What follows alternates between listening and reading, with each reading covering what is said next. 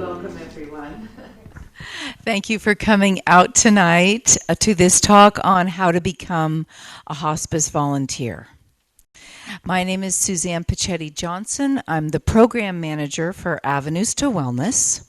We're a program of the Frank R. Howard Foundation, and this is our speaker series. And now I am very happy to introduce our speaker tonight, Deane Jessup. Deane is a medical social worker with over 30 years of experience in the field, and she is also the Hospice Volunteer Coordinator.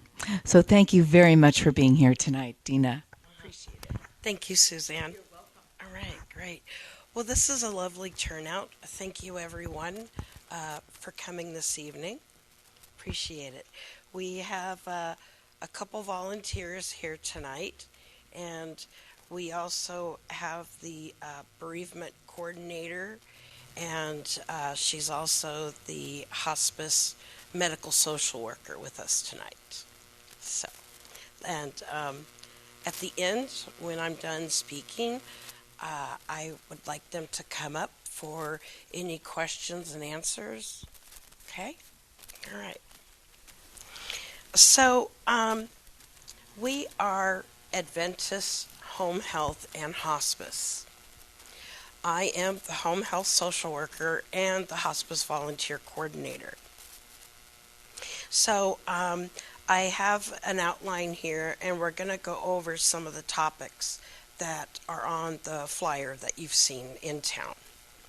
Okay. So first of all, let's talk about Adventist Health Hospice philosophy. We'll start with our mission statement. And our mission statement is living God's love by inspiring health, wholeness, and hope. And we like for our volunteers to also feel that when they're out working with our patients. Our volunteers show love to the patients. They work to impact the community for the better. Recognize all people as created equal, and let their best talents and skills shine while they volunteer. Our hospice cares for those with a terminal condition, and they're not expected to live more than 6 months. However, we do have patients that live beyond the expected 6 months, and our volunteers go into the home, or they can help us also at the office. But most of our volunteers go into the home, and you don't do caregiving. You're more of a companion. You're support for the family. Sometimes the family or the patient wants to talk about how they feel. Our volunteers listen, show empathy, kindness, maybe some feedback. Okay? And that way, our families feel like they're cared for. Our patients feel love, and that they are cared for by us as well. So with hospice, our patients receive a team of caring individuals. We have nurses, a social worker, a chaplain, and a home health aide to care for the patient and provide support for their family. So the home health aide assists the patient with baths, washing their hair. Some of our patients, of course, are bedbound, and so they do a sponge bath, rub lotion on them if it's needed. And so by providing the family with this team of caring individuals, we call this whole person care. Okay? And you'll see that in some of our brochures. So along with volunteers, we help guide the family through this important time with education, prayer, and comfort. We encourage patients and family members to talk about their concerns be heard, and know that we care. Help patients and families maintain their dignity and have peace of mind, knowing that they are receiving meaningful care. Our bereavement services offer support long after the loved one has passed. Families will receive bereavement support letters and bereavement support calls that offer encouragement and understanding. And our bereavement coordinator is very good about taking the time to listen to families and patients and give them supportive feedback, knowing that they're being heard. And also, another thing that a lot of people don't know is that our bereavement program is open to the community. So even if you're not related to our hospice program, if you've had a death in the family or someone has a terminal illness and maybe they're with Volunteer Hospice of Ukiah, you can still call us and be heard. And bereavement counseling is a free service. So let's move on to the role of the hospice volunteer. Our volunteers offer support, prayer, understanding, and empathy for what the patient and their family are experiencing. Often volunteers offer respite to family members needing a break, or maybe they need to go and take care of their own needs. Other times volunteers will help at the hospice office creating patient packets and preparing letters to mail. And also our volunteers are there for the family at the time of death and briefly afterwards. And then our bereavement coordinator will be contacting the family after that. So you really play an important role to listen to everyone's feelings, show empathy, and give some good feedback. Volunteers who work directly with the patient and their families may experience a lot of up and downs, family dynamics, and emotions. And these ups and downs and emotions can be overwhelming for the volunteer at times. So we don't expect the volunteer to be like a crisis counselor and, try to intervene or anything like that, but just offer words of wisdom and hope. Let them know that they have a very caring team at their side and that you're there as a volunteer to support them. Sometimes the patient or family will ask to see our chaplain. You can contact our office to let us know the family's name and that they would like to see the chaplain at their home. We are all prone to anxiety, and volunteers may see this at a heightened level. You may be there volunteering and the patient is dying. How many people here have been with someone who's in the dying process? Okay, quite a few of you. All right. It's not a scary thing for those of you who haven't experienced it. It's seen more as this is God's wish, God's love for this person. And when they pass, the family will need your support. Okay? So if you have concerns about being there as a patient is passing away, just come talk to me or to our bereavement coordinator, and we can give you some tips on how to deal with that. Okay? Another thing that you might see that can cause anxiety is some of the stages that a patient will be going through as they approach death. And you'll get more education on that with your onboarding process. But part of the process is called eternal restlessness. And this is where the patient may throw off their night clothes. They may throw off their bed covers and want to get up quickly and go to another room. So it's just part of the process of the body preparing itself for death. And so if you see a patient with a lot of anxiety and acting this way, just know that it's part of the process. And again, we'll go over all those stages.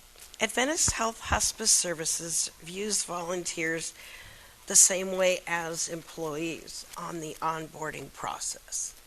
Okay? A hospice volunteer applicant will fill out the application and mail it back to the office. Once I receive it, I then forward it on to Employee Health. And Employee Health will be contacting you for proof of vaccinations, your flu shot, COVID-19 vaccinations. And our main office will be contacting you for proof of driver's license and vehicle insurance. And in California, the requirement is $15,000 per person, $30,000 per accident, and $5,000 for damage to property. Okay, so if you've received the first 2 COVID vaccines, you are required to show proof of 1 booster. Because you're treated like an employee, even though you're going to be a volunteer, you're also required to pass a background check and a drug screen test. Now, as far as our training for the volunteers, what we're now using, instead of trying to get a group together to do a training, we now assign everyone to the same online course. And of course, we have hospitals all up and down the state of California, as well as Hawaii, and we all use the same program for volunteer training. So let's next talk about participation in our volunteer support groups. I would like for everyone to be at the support groups every month. The volunteer support groups is something that we used to have in the past. And with COVID-19, things kind of fell to the wayside. And so I'm picking up the program and trying to recreate what we had once before. And with a volunteer support group, you'll be able to discuss your feelings about your experiences, concerns that you have about the patient. And if you have any immediate concerns about the patient, such as maybe they're out of their medication or some other concern, please call our office and you'll be put through to the nurse case manager for that patient. So with the support groups, you can also listen to other people's stories and know that you're not alone in how you're feeling. And if no one brings a topic to the support group, then I can certainly suggest a topic to talk about. Okay? Now, these support groups are optional, but we would like for everyone to attend. They'll be monthly, so I will hold monthly volunteer support groups, probably from our Willits office. And I need to make arrangements for the support group in Fort Bragg for our volunteers over on the coast. I have with me a booklet that is contained in every start of care packet that the nurse case manager will be giving to the patients when they come on to services with us. And this is just one piece of the packet. Now, this book is very precious to us, so I didn't have enough to bring so that everyone can get one. But you'll get one with your onboarding process. Okay. This booklet, Gone From My Sight, talks about the dying process, the different stages, and what you can expect to see in patient behavior. Okay. This isn't black and white because sometimes not all of our patients go through these stages, but it'll give you an idea of what to expect. So if you should see this behavior, you'll know that it's just part of the process. Okay. And when you read this book, be sure you have a box of Kleenex next to you. Okay. Like I mentioned, we have a chaplain. So we do offer spiritual care hospice, and they can have the chaplain out at their home. Our hospice program is Medicare certified. And the difference between us and, let's say, some other hospice services that are not Medicare certified, we offer 24/7 nursing. What this means is our nurses are available even in the middle of the night for a phone call from a concerned family member. They don't normally go out in the middle of the night, especially if it's in a rural area with no lights and a dirt road. But there are times when the nurses can come out in the middle of the night if the patient is displaying a lot of anxiety, or maybe they have pain and they've given the correct doses of the pain medication that they'll be receiving, and it's just not enough. So let's go in a little bit more about the comfort kit. Okay, just basically with this comfort kit, you have medicine for pain, you have liquid morphine, you have medicine for anxiety and nausea. Okay, you are not to give the medication. Okay, the family members give the medication. So if any of you are new in recovery from a substance like alcohol or drugs, this may not be a good fit for you because of the medication can be too tempting. I also have this pamphlet up front here, Living Each Day to the Fullest with Hospice Care. This explains in more detail about the care that the patient and family receive from us.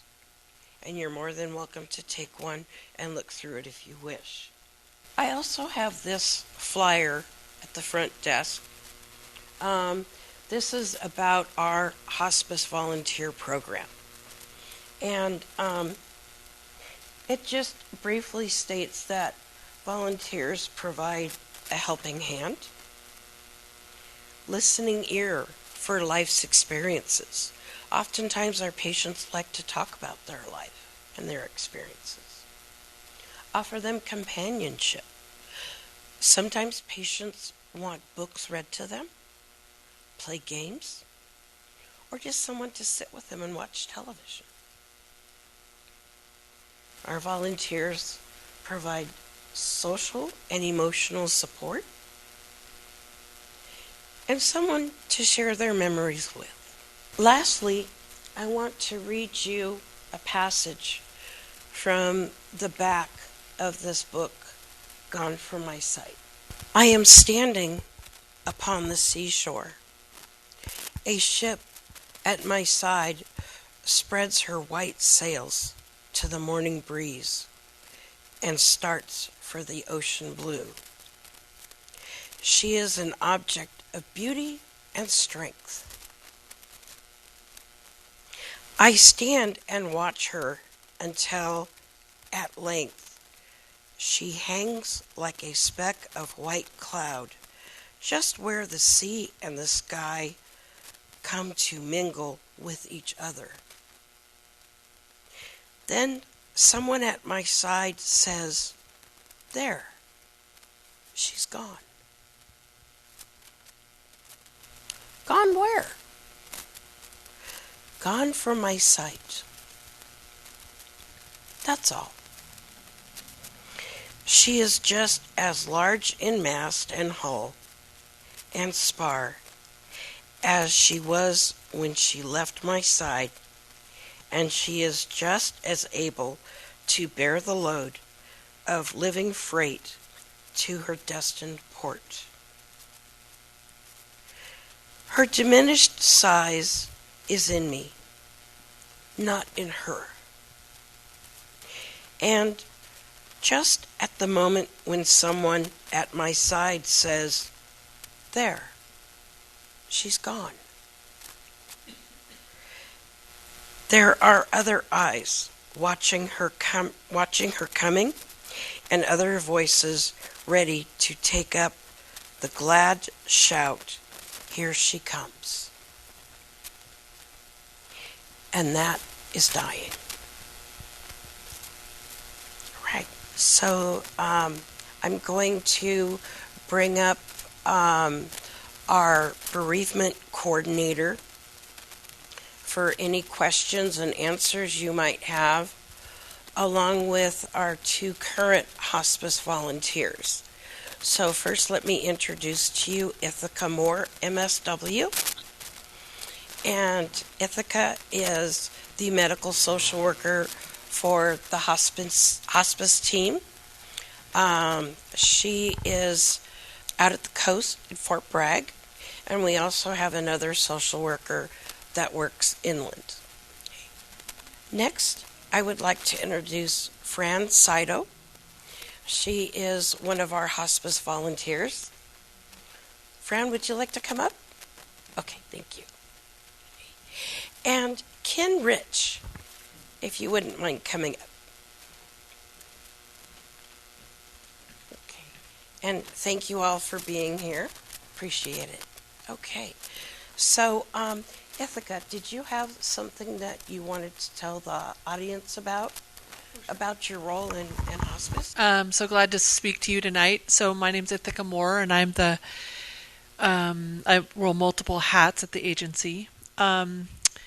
But in the role of Bereavement Coordinator, I am, if I've done my role correctly as a social worker, then when I'm calling back to see how everything's going, there is an ease and a beauty, and the process concluded, and that's our goal. And backing up before during the process of the person departing, I like to say that the whole team helps that patient and family build a bridge so that transition can be extremely peaceful and beautiful experience. And the hospice experience is like no other in the healthcare system, because the hospice experience dispenses with the protocols. It's very informal.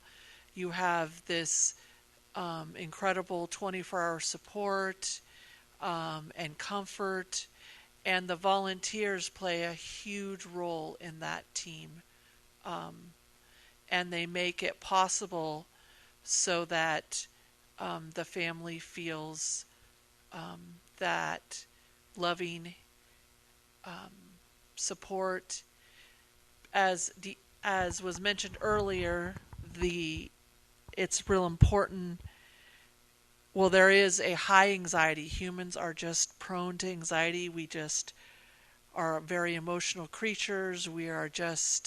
That is our best quality and our most intense. And so there's nowhere else in our lives that we really get education about the end of life until it's upon us. So when it's upon us, all of a sudden there's a bazillion questions and all this processing that has to happen. It's equivalent almost to thinking about a person going through the eye of a needle. And it is so the hospice team comes around that person so that they can make it through that what feels a very slim doorway. Probably it's vast, but that's the anxiety again that encompasses us.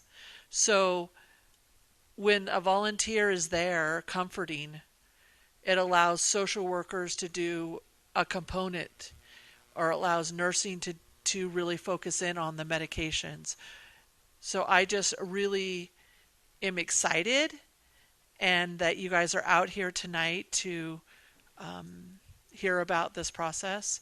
And me personally, I think hospice is one of the most beautiful, spectacular, amazing places to experience. And I always tell all the patients that I encounter, if the world only knew what extraordinary lives they lived, and it is my great honor and privilege that I get to hear about them and what they've done. And so I think everybody should be a hospice volunteer, because it's such an extraordinary experience. So anyway, I'll stop, because I tend to talk and talk. But if there's any questions... Oh, I just wanted to say one more, though. The bereavement program also encompasses people that have lost loved ones that are not connected to our hospice. And I have 2 or 3 people right now that I see. And I really want you guys to know that that's out there. So if you know anybody, because there's been lots of loss these last couple years, it's free. It's confidential. I have tons of tools in my tool belt. I'm a trained social worker with many years of experience. And so people that are experiencing trauma from a loss, any severity, I mean, I can, if I can't handle it, I can make referrals, but I have tons of expertise in that area. So if you guys could get the word out if anybody is suffering from, and also just maybe they have a loss, but then maybe there's hardships in other areas, that it's kind of like a cascading effect.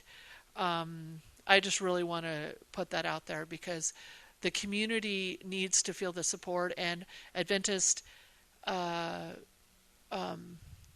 offers that as a free service, which is very unique, because most counseling services cost, even online. And also, it's as long as you need it. So it's not, because bereavement doesn't go in a straight line. So if you know of anybody that wants to have some free counseling services that is high caliber and that will really help them, please get the word out. Thank you. Thank you, Ithaca. And I'd like to turn the microphone over to our hospice volunteers to share maybe their experiences, answer any questions that you might have. So I'm going to turn the microphone over to Fran and Ken. Fran and Zooey. Okay. Thanks, Ken. Hi. Maybe I've been doing hospice, I think, for about 7 years, might be more. I originally started in a support group because my brother committed suicide some years ago. And I went to a support group, and that was very helpful. And then I thought about being a volunteer. And what drew me to that idea is I had the notion. I'm not real good at chit-chat, superficial relationships. So I had this notion that people near death and their family members are going to be real. They're going to want to talk about real stuff. And that was an attraction to me. And I found that was an illusion. Some people are in denial about what's going on right till the end, and you just stay there and support that. But for me, the richness has been in the connections. in the presence with people going through real stuff. I'm working with one patient now that's, well beyond the 6 month. I think I've been working with them for 2 years now. And I'll get there and, the brain is fine, but the body is going. And we've had discussions that go for 3 hours. And it's for me, it's a way to really connect with other people in ways that are meaningful to them and me. And you get close to the families. There was a couple families I worked with where my most valuable, I think, service was being with the daughter of the woman that was dying, who was so stressed out. She was trying to be with her mother who was dying while she was trying to raise a couple of kids. She was the primary breadwinner, and she was stressed. So we would just sometimes talk for hours just to reground her in reality. And as an example of how close you can get, I was on a trip when the patient died, and they actually held the funeral until I got back because they wanted me there. So you really have an opportunity to really connect with people at a deeper way than a lot of friendships that I've got until they're up against it. I find death is an interesting subject for me to work with. I'm 72 now, I don't quite have one foot in the grave and one on a roller skate, but I'm clear it's near the end. And working with people that are dying and their families allows me to be realer with my own mortality. I'm not an Adventist. I'm not a religious person. And then with the people I've worked with, that the notion of talking about their gods comes up once in a while, and I'm there for it. Can completely support where everybody's at. But I don't want somebody to not do it because they happen not to be an Adventist or something, because I'm not. And but it's a great umbrella. It's a great way in. It's a really a good way to connect. I've met the person I considered probably to be the most grateful, happy, centered human being I've ever met. Was one of my hospice patients. I saw him a day before he died. I've also met the most bitter, angry man I've ever met. So you get to see the gamut. And I think it's a very valuable service. It's important to me. I live part of my year in Mexico where I actually lead death cafe meetings, which is something else that might be interesting up here. But I really support the program. I think it's really important. It's important to me in my life. It's important to people that are the official patients and to their families. And that ripples out. So I think that's enough of my introduction. Every home that you go into is a different home. And we as volunteers just enter a home and be where they're at. I go in as a friend, and I stay there as a friend, and we talk about whatever they want to talk about. A lot of it is of the past and past stories, but they're as interested often in my story as well. I mean, they want they're still living, and they could be still interested in the world. So they're interested in what I'm doing. Lately, I've been seeing folks in a residential care home. So it's given me the opportunity to see all the residents in the care home as well. And of course, there's a great need there as well. Everybody's very, very lonely. They jump at the chance for a chat, for a laugh. But in the hospice home, just simply, I go in there as a friend. I present a friendly face. I'm open to whatever wherever they are at, whether it's the family, the major caregiver, and often I'm called the respite caregiver. That is, there's one main person who needs some time off, and so I go in to relieve that person. So I learn about what the needs are before the family member leaves, and I'm ready to do whatever. Like, do they need a breakfast? Do they need a beverage? How do they go to the bathroom? Can I do it? Can the person do it with my help, etc.? So by the time the caregiver leaves, I'm very comfortable with what my presence there will entail. As Dina said, we don't administer the medicines, and there was a time way at the beginning of my volunteering that I needed to give medicines to a person who didn't have any family member around, and it was wonderful. We are part of a team, so all I do is get the nurse's number on the phone, present the problem. This person is in immense pain. What shall we do? Get the emergency medicine out. We discuss it together, the patient and I. She takes the medication, and then we wait, and hopefully that's it. But then this patient said, now I'm feeling really nauseated from the medicine.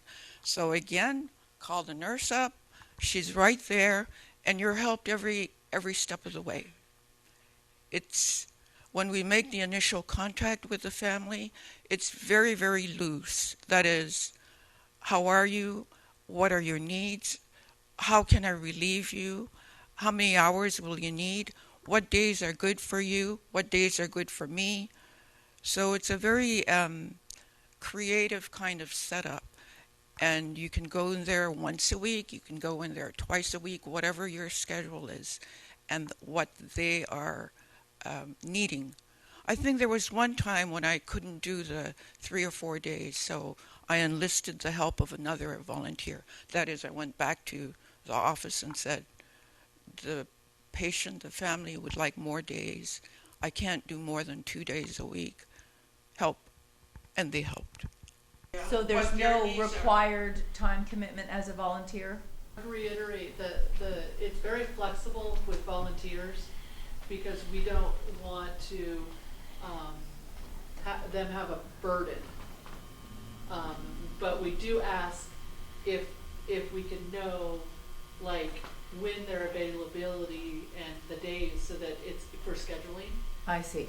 But it's also very fluid and very flexible because one of the dimensions in hospice is that it changes and the patient's issues change and the dynamics change.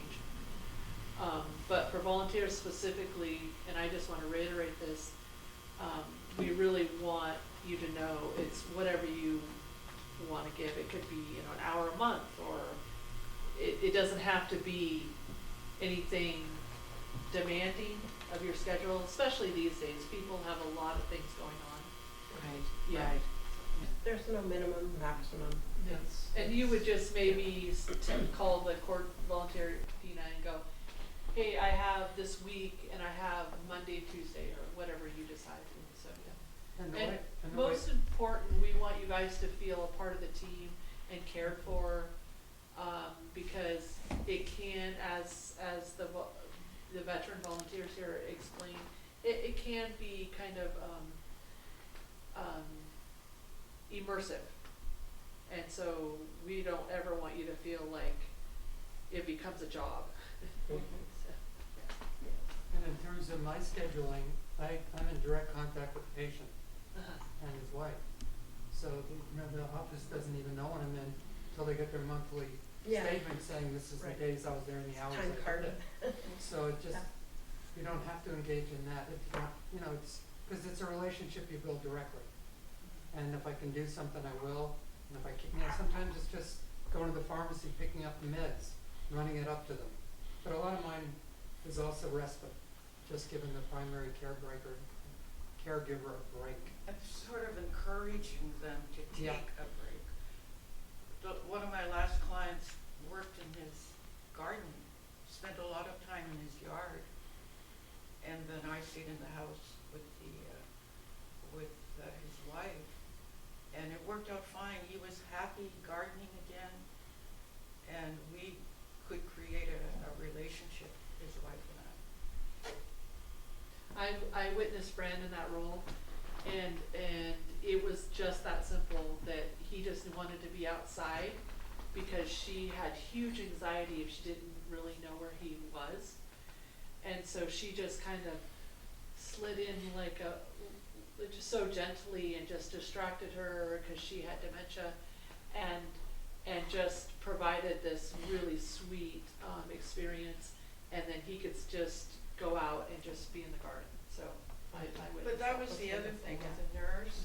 From the day I entered the household to the day when she departed, during that interim, the team, the nurses, had managed the anxiety. When hospice steps into a home, they really clean up the medications, for one, that often lead to anxiety or other side effects from whatever you're taking. And sometimes they're on a lot of things. And one of the hospice aims is to take them off as much as, now we're getting to the nitty-gritty. Yeah? What things can we take off? What things are not effective? Let's try this, let's try that.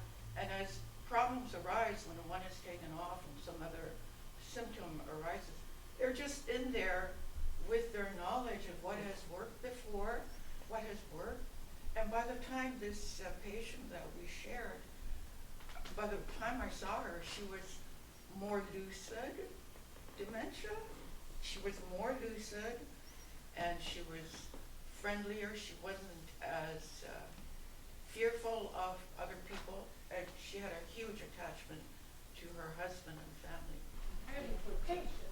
Are you typically working with just one family at a time? Most of the time I work with one, but often I've worked with two or three, whatever the need has been. Okay.